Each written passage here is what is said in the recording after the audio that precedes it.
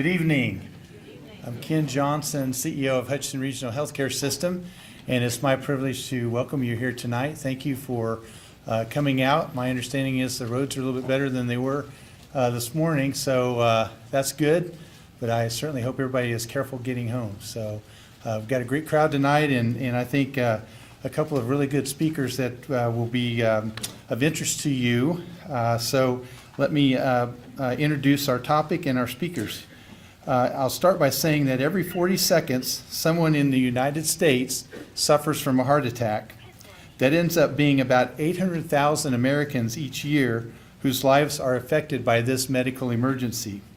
Heart attacks are caused by a stoppage of blood flow to the heart. When the heart is not receiving blood, it is not able to get enough oxygen to function properly, and then it dies.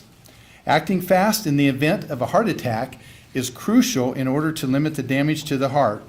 I'm proud to say that Hutchinson Regional Medical Center has proven its ability to handle heart attack cases by its verification as a Level 3 trauma center and its stellar emergency medical services department. Our speakers today represent both of these achievements and will address the signs of a heart attack as well as life-saving measures that everyone should know. Today's speakers include Aubrey Nuss and Terry David. Aubrey is the director of our Heart and Vascular Center, whose cardiopulmonary rehab program is accredited by the American Association of Cardiovascular and Pulmonary Rehabilitation.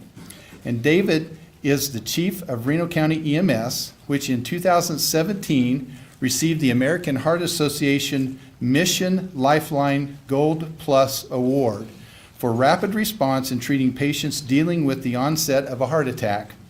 Their departments have saved many Reno County lives, so please join me in welcoming Aubrey and Terry.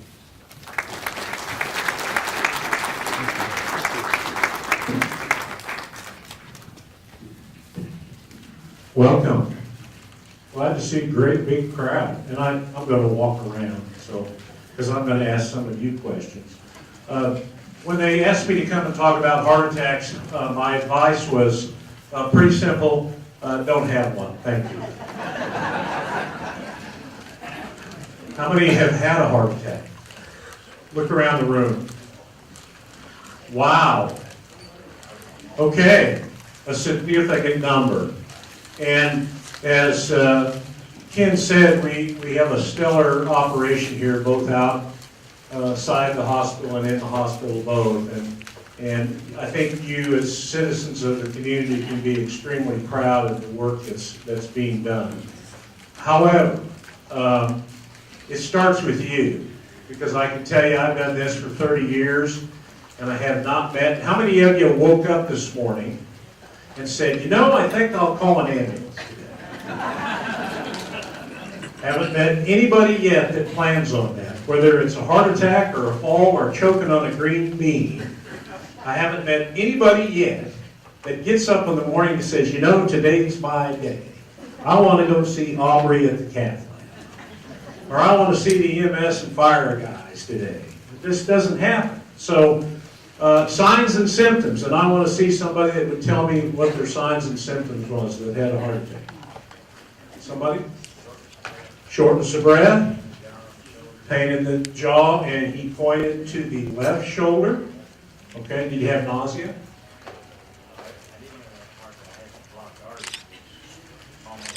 Okay, very good. Sir? I had high blood sugar, almost 1,000. Oh, wow. So diabetic as well. Yes. And did you hear that? His blood sugar was almost 1,000. And of course you can't, which is, he's lucky to be here. I mean, you're lucky. So, the things they said, shortness of breath, discomfort in the chest that can radiate into the jaw, the neck, shoulder, predominantly down the left arm. Those are the times that you need to call for help. And there's something, where's a married couple? Are you a married couple? No, I'm just one. We're a married couple. I'm going to put you on the spot. Is he stubborn? No. Is he independent? No. How long have you been married? 60 years. she said 50, he said 60. Oh, I was going to say if the other guy was here. But where I'm going with this, and I know something about this myself, and I've never had a heart attack, but I tell you, men are really big deniers. Would you ladies agree? You can wake up in the middle of the night with the person you spent 59 years with, and their color looks bad, they're nauseated, they're sweating. You ask them, what's going on? Well, I'm having a little discomfort. And the smart woman will go, I'm calling 911, and what will the man say? You all know your spouses pretty well. But I can tell you as a man, that's perfectly normal. We're the biggest deniers in the world. But you have to call for assistance.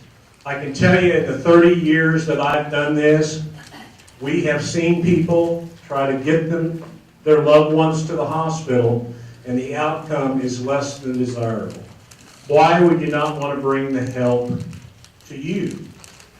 If you live in the city of Hutchinson, the Hutchinson Fire Department does a remarkable job of first responding. They can get on the scene most generally quicker than we can because, of course, there's 6 fire stations and we only have 2 EMS stations. They can get a history, they can get your vital signs, they can get you on oxygen.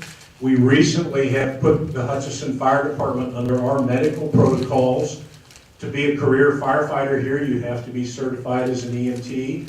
EMTs are allowed to give nitroglycerin. EMTs are allowed to give aspirin. So they can start treatment even before our people get there.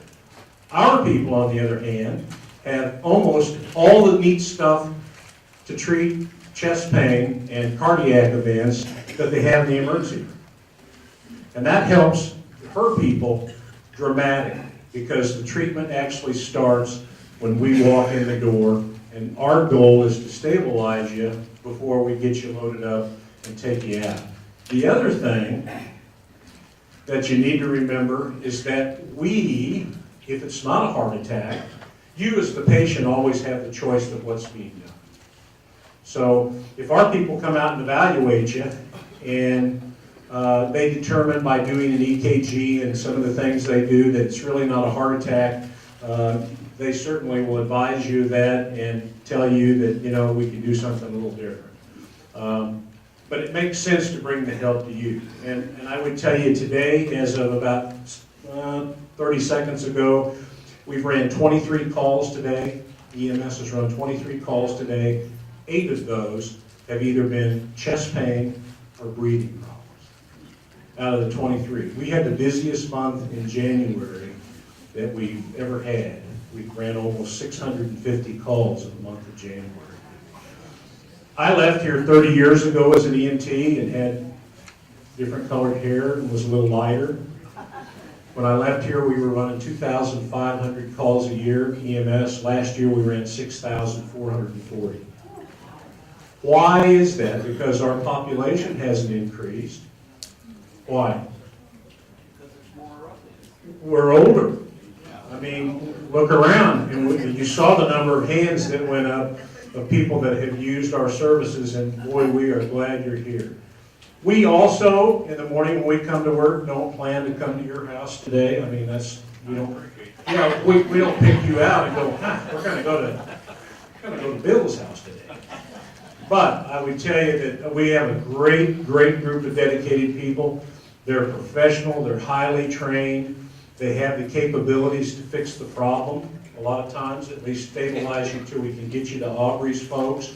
We carry about 40 different medications on the truck. We have the ability with technology now to run an EKG and send that wirelessly directly to the emergency room so that their people know what's coming in. She's going to talk a little bit about what they call STEMIs. We have the ability when we see a STEMI in the field, we call a STEMI alert, and she'll tell you that spools a lot of things up within the building so that the time factor is narrowed down dramatically. So the other part of that is, in the worst case scenario, is being able to do good CPR. That's important. The communications people have a system called Medical Priorities where they ask lots of questions. And I often hear, and I've heard it before in this group, that you don't want to answer all the questions. It doesn't hold up getting you help. When you call 911 and that trigger's pulled, they're sending help right away. Another dispatcher will be sending the help while the person that's answered the phone is going to ask you some pertinent questions that'll help everybody involved give the best care. And part of that, in the worst case scenario, is being able to talk somebody to do CPR over the phone. So if you haven't taken CPR, I would tell you that we offer that program through our EMS agency, and we do that with churches and different groups. And so if you're interested in that, give me a call and we'll try to set you up a program. So with that, Aubrey, have I left anything out? I don't think so. Okay. I would tell you that I asked her if I could share this story. She's only 24 years old. Aubrey actually started with me many years ago as an EMT or a paramedic, and continued to get her education, and moved over here from where I was previously and went to work as a paramedic and got her nursing degree. And she just told me that she's been in the cath lab 12 years. yeah, ever since you came over here. So you're in for a treat, and we'll answer questions at the end. But thank you so much.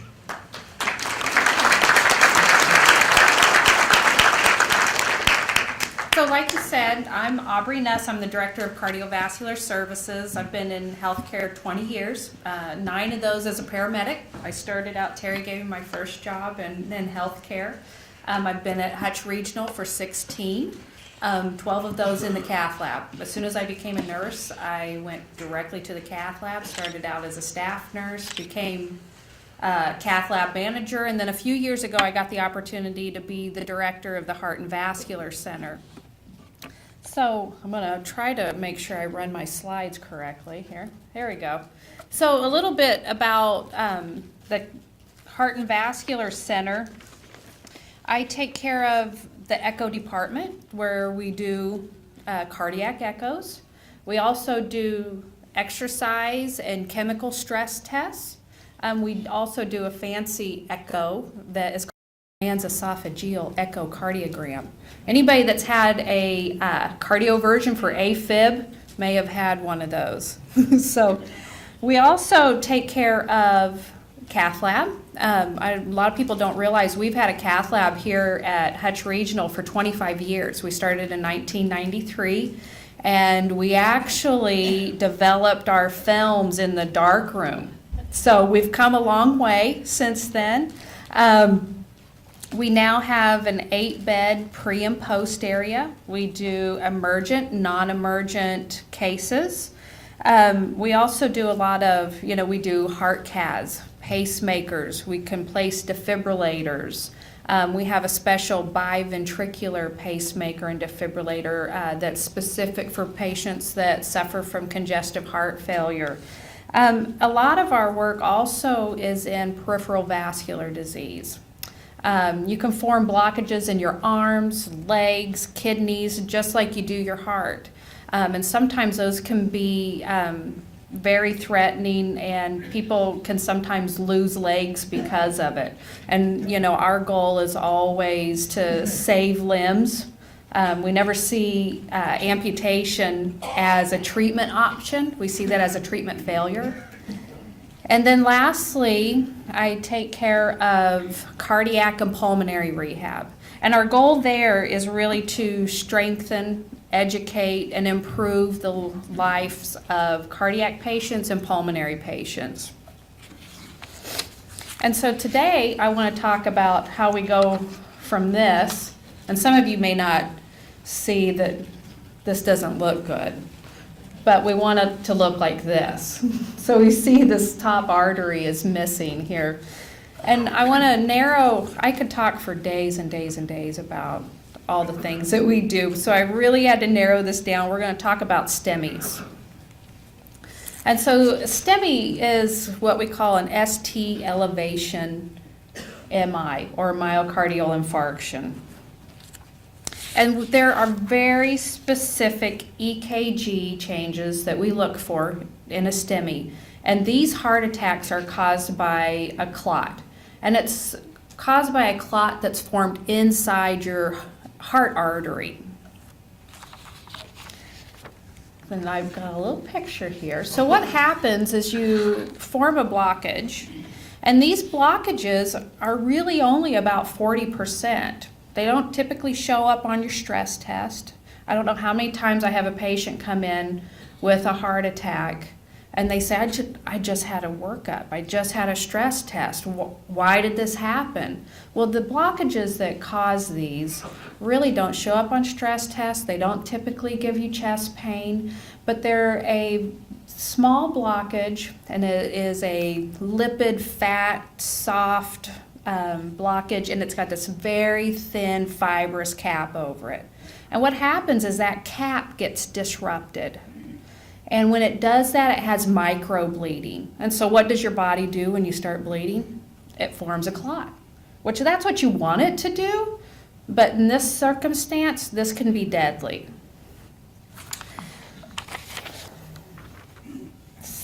And this is also one of those heart attacks that it will go from 40% to 100% blocked in about 30 seconds. So that's why it's that sudden onset chest pain that doesn't relieve when you sit down. It's constant. You look terrible. You feel terrible. So what are you going to do? You're going to call 911.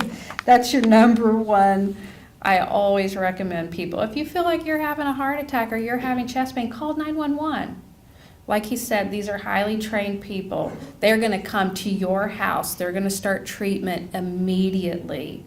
They can also, like he said, transmit that EKG directly to the ED, and then that gets the ball rolling for the cath lab. You know, we have people that are available 24 hours a day, 7 days a week for emergent cases, but sometimes we're not here. You know, we can get here pretty quick, we can get set up pretty quick, but if we have that advance notice, it really helps your treatment. And sometimes during the day, we're taking care of other patients, and we've got to kind of hold cases up and make sure that there's a room available when you get here, that we can take care of you. And I did a study last year. I looked at all of our STEMIs, and if you call 911, it will get you into the cath lab on average, 26 minutes faster. And so that's 26 minutes sooner we can open that artery up, save muscle tissue, and get you to feeling better. And you know, there's times like during the day when we have to hold cases up, and you know, I always apologize to people. I'm so sorry, we've got this emergency coming in. We're gonna have to wait on your procedure until we're done. And I always tell people, when you come in with your heart attack, everything will stop. We're gonna take care of you. But sometimes you just take priority. Or I always say, you should feel happy that you are not the sickest person here, that you can wait. So once we get you into the cath lab, we're going to get you ready for a heart cath, just like we do every patient, whether it's emergent or non-emergent. We're going to work a little faster, but if you've had a heart cath, if you come in for your STEMI, it's going to be very similar to you. The first thing we like to do is we want to remove that clot. Sometimes if you wait at home hours, that clot starts getting hard and it will set up, and it's much more difficult to remove. So I always encourage people, don't wait 6 hours, you know, at home with chest pain. Call us. We want to get you fixed up. Like he said, don't deny this pain. Don't say, oh man, I got this indigestion that will not go away. It's hurting my shoulder, and I've got this jaw pain, and I'm sweating, and I feel nauseated. Go ahead and call 911. Come in. It's so much easier to fix these things sooner than later. And every minute that artery is blocked, like he said, muscle tissue is dying. And when that dies, there's not much bringing it back.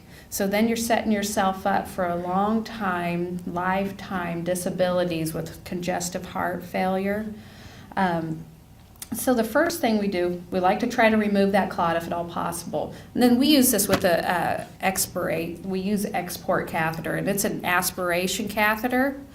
It's a pretty low tech. Sometimes the best equipment in the cath lab is the most simple. It's a very thin catheter that they're able to advance down that artery. There's a hole on the end that you can see. And there's just a syringe on the other end, and we try to aspirate that clot out. The next thing that we often do is intravascular ultrasound. It's surprising to me that in 1993, we were developing our films in a dark room, and now we have an ultrasound catheter that will actually fit down a coronary artery. And we've had that for 12 years. We've had it since I've been in the cath lab.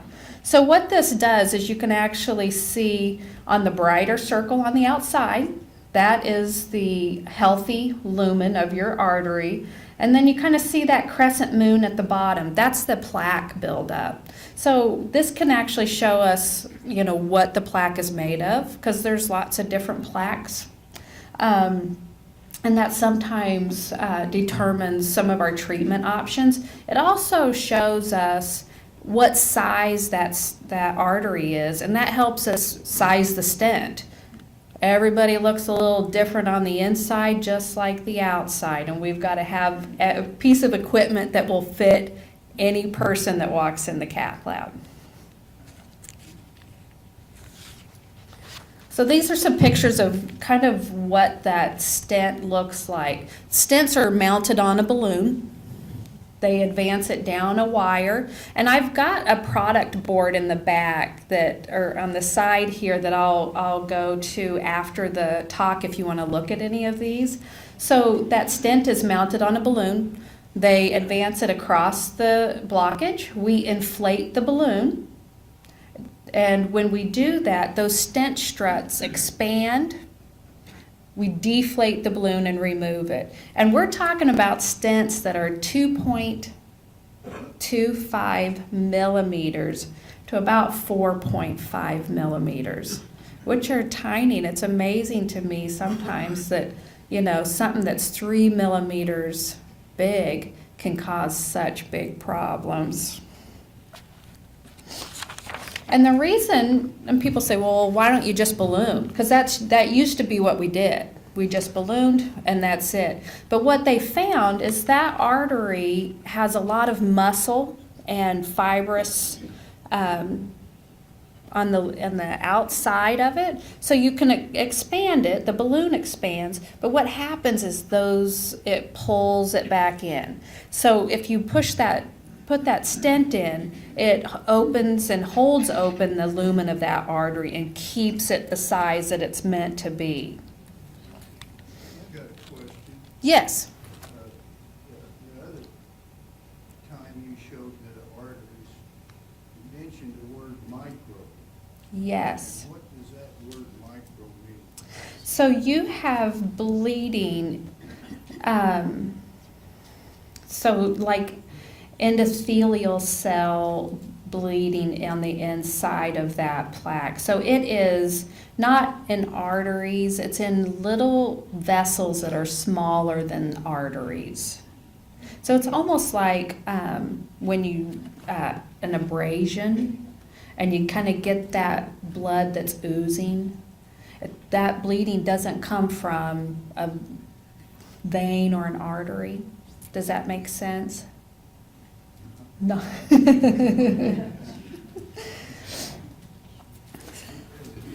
got anything to do with the electrons, No, accumulation of them? no. Any other questions while we're, okay. So the next thing I'm going to talk about, occasionally we get patients that are so critical, so unstable, their heart is so weak that they will not survive either bypass surgery or the stenting that we need to perform to get heart blood flow to their heart. And so at those times we've got to use what we call the Impella. And this is a tiny heart pump.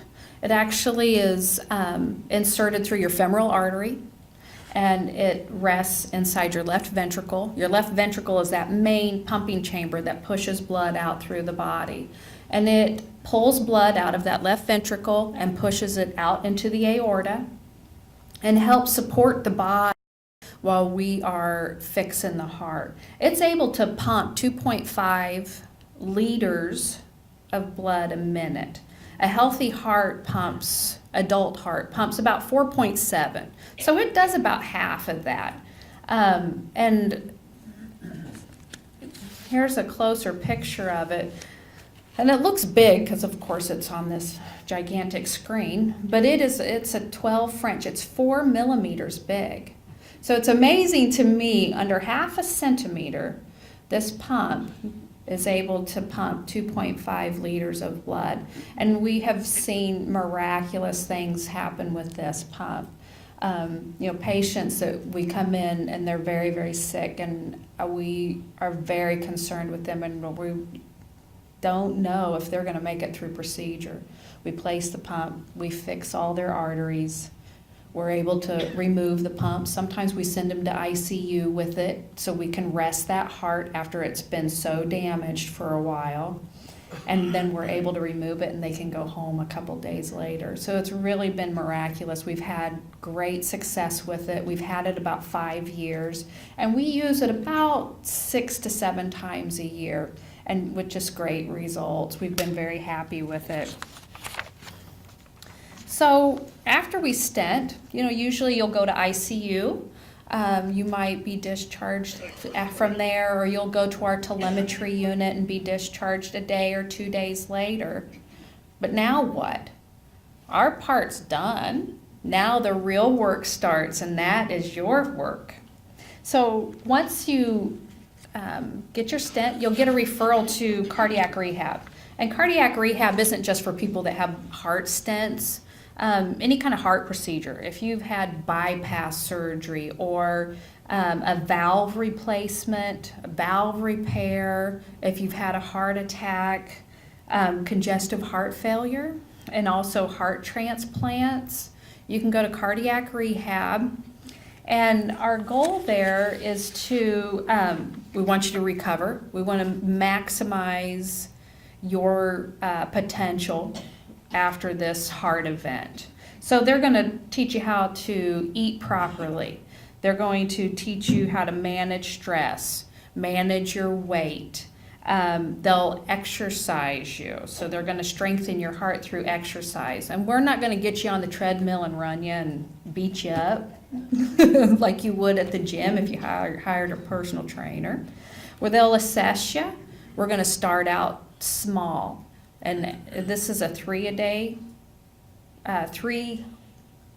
a week program for 1 hour a day. So they start out small and then just incrementally increase your work capacity. And sometimes that means you start out on a hand crank, and that's all you can do. And then it's amazing to see in 12 weeks, we've got people that then can walk on the treadmill for 30 minutes that we couldn't get on the treadmill for 5 minutes when they first came in. Not only that, but it's also, we have nurses, respiratory therapists, exercise physiologists, and they're the doctor's eyes on you 3 times a week. They notice, oh, hey, we've noticed that Jane has put on some weight in the last 2 days. She must be retaining some fluid. We're going to call the doctor, and they're going to get that managed early before it becomes a big problem. If you've had surgery, they're going to look at your incisions, make sure that they're healing correctly. And a lot of people will continue cardiac rehab even after they've graduated. You have the option to continue to go. And, anytime that they get a new medication, they always bring it in and talk to, I don't know if anybody knows Rhonda and Ray that has been through cardiac rehab.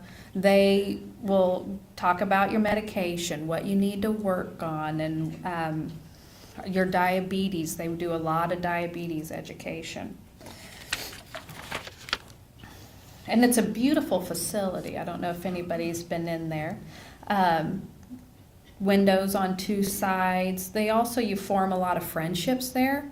Every day at 7 o'clock, I see all the coffee drinkers that meet together for cardiac rehab lined up, waiting to go. So this is one of my cath labs. And so I'm just going to take a few minutes to talk about, no matter how amazing the equipment that we have in the cath lab and tiny heart pumps we have, none of this is possible without dedicated staff that is willing to come in 24 hours a day, 7 days a week. They're willing to leave kids' birthday parties and Christmas dinners, leave in the middle of their movie theater to come in and help people that are in distress. I have 11 dedicated cath lab staff, and it takes about 1 year to train a cath lab staff. And these aren't new graduates. These are people with a lot of experience in radiology, a lot of experience as nurses and critical care. They usually come from ED and ICU.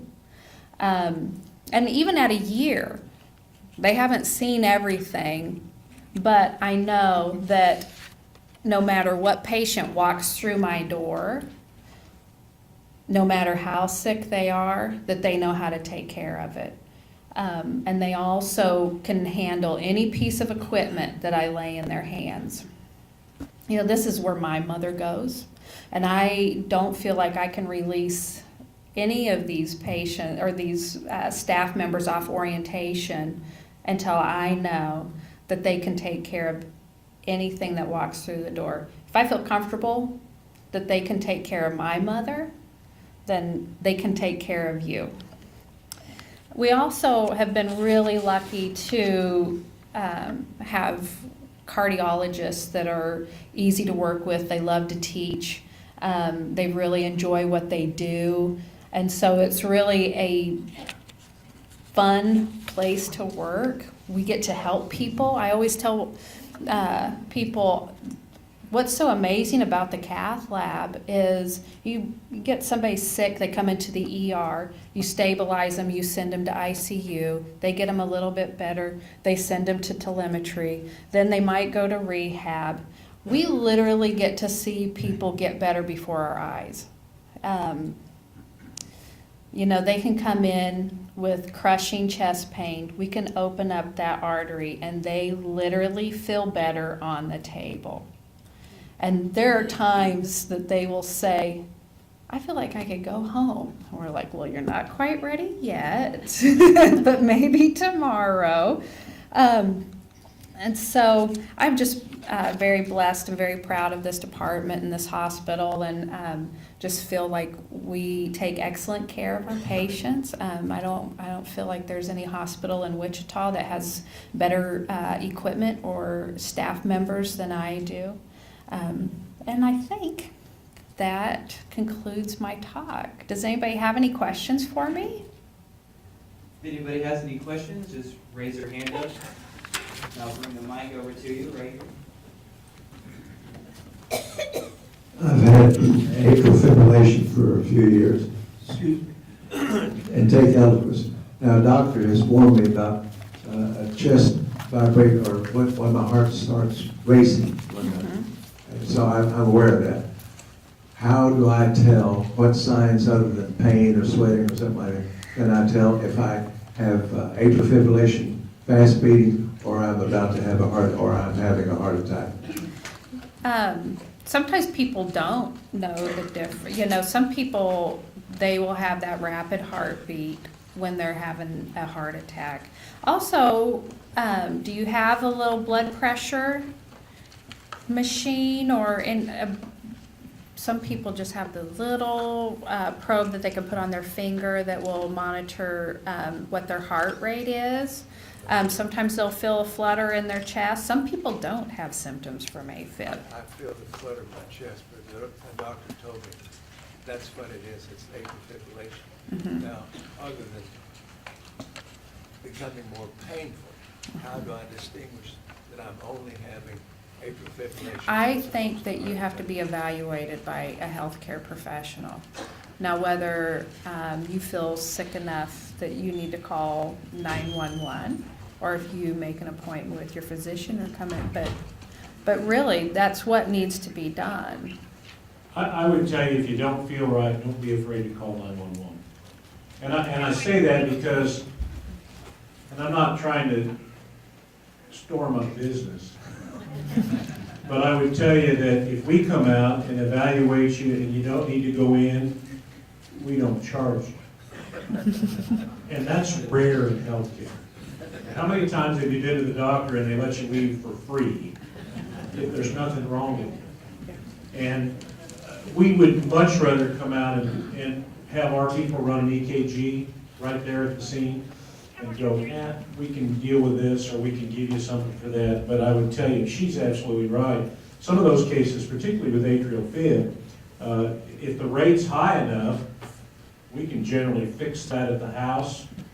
I mean, we've got devices and medication to do that. But that could be the sign of a bigger problem. Yeah, it And could. so, I just tell you, and listening to Aubrey's excellent, isn't she great? Really?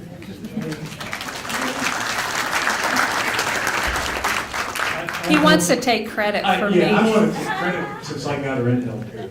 But, I would tell you that often, don't call your son, your brother, your neighbor, your girlfriend, whoever. I would also add, don't look it up on the internet.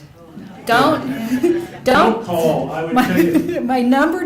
my two top pieces of advice: don't take health advice from Dr. Oz, and don't take health advice from the internet.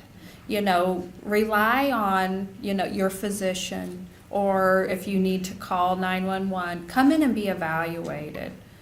Yeah, time is so important. She said that a couple of times, I'll say it too. Time is so important. Please don't call all the relatives to find out what to do. Don't be afraid to call 911. That's what it's there for.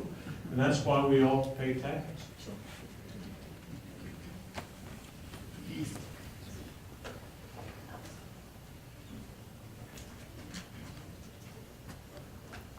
Once that stent has been placed in an artery or a valve, is there ever a worry of it moving? No. Now, that being said, in the heart, what happens when that artery expands? You know how they always put you on Plavix? Plavix or Brilinta, Ticlid. If anybody that's had a stent, they always put you on aspirin and then another medication. What that does is, one, your body sees that stent and it says, I'm not 100% sure why it's here, and sometimes it will form a clot in there. But we put you on that medication because what your body will end up doing is form it's endothelial cells. So the inside of that artery is endothelial cells, and they will eventually cover that stent. So it doesn't recognize, and so it kind of like grows into that artery. So it does not move. Now, I have seen, and it wasn't placed here, but we got the patient a stent move in a leg. And that, like I said, that's been one time, and it was not placed by us here. We just fixed the problem later. Any other questions? Over here.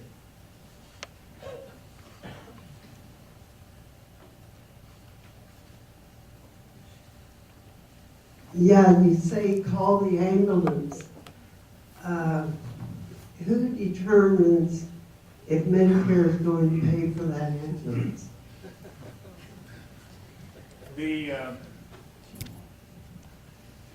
That's actually determined by Medicare itself. I would tell you that everything we've talked about tonight is covered by Medicare. I mean, if you're truly having chest pain and we run an EKG and we do some of the treatment that we're going to do, Medicare will cover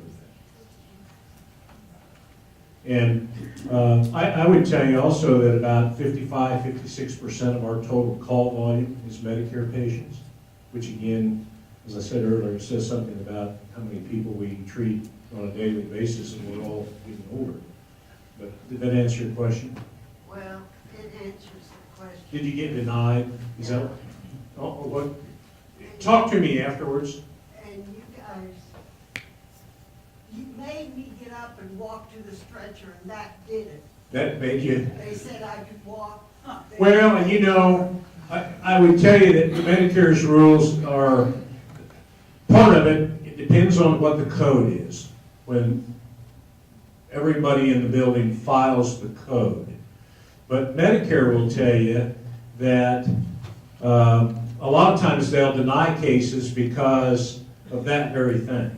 I mean, Medicare will tell you that bedridden, in the definition of Medicare, bedridden means that if your house catches on fire, you're going to burn up. That really, I mean, that you have no way of having any mobility at all. I would tell you, we appeal those things, and finance and patient accounts appeal those. And if you have a particular incident like that you have, don't be afraid to call us. I mean, we'll look at those. Well, See what the problem my is. doctor wrote him a letter and everything. Yeah, but I'll tell you, Medicare, they could care less what the doctor said. They, really. In fact, side story, years ago, they started denying hip fractures. And the reason, and this was the reason that they gave us, because that was one of the most submitted ambulance claims. So one of the most submitted claims for ambulance transport was a hip fracture. Well, you don't want to load those people in a car. So some of you understand this because a few of you are older than me. We went to a meeting with Medicare, and the doctor that made that rule, we took him out behind the barn and had a talk. And miraculously, they started reconsidering all those because it made sense to call the professionals to get you up and get you to where you need to be. So there's a lot of hands on the knife, so to speak, when it comes to bills. So good question. We'll get you. When you talk about having pain in your left shoulder, is that just in the front, or is that in the back, or is it the whole thing? How does that work? I wish I could tell you that everybody did the same thing, but patients never read the textbooks. So they never, so we have had earaches, jaw pain. Sometimes I have had patients with right shoulder pain, pain after they eat. You know, like I said, I would love, and it would make our job so much easier and their job so much easier if everybody was the same. Women tend to really feel fatigued. I mean, just absolute exhaustion, where men will have chest pain. Now, women, though, typically will have problems about 10 years later than men. So at age-wise, okay, at 10 years later, will men feel more fatigue and not the chest pain? So I don't have a good answer for that because every patient is different, unfortunately.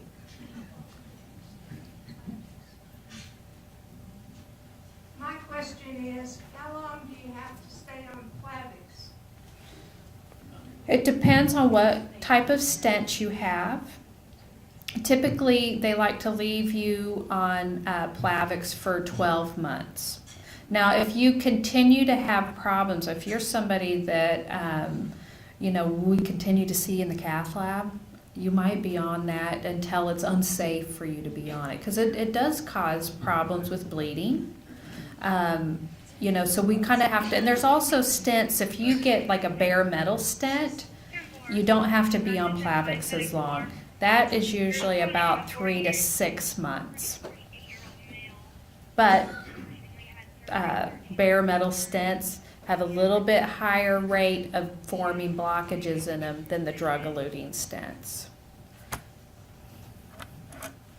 All right, any more questions?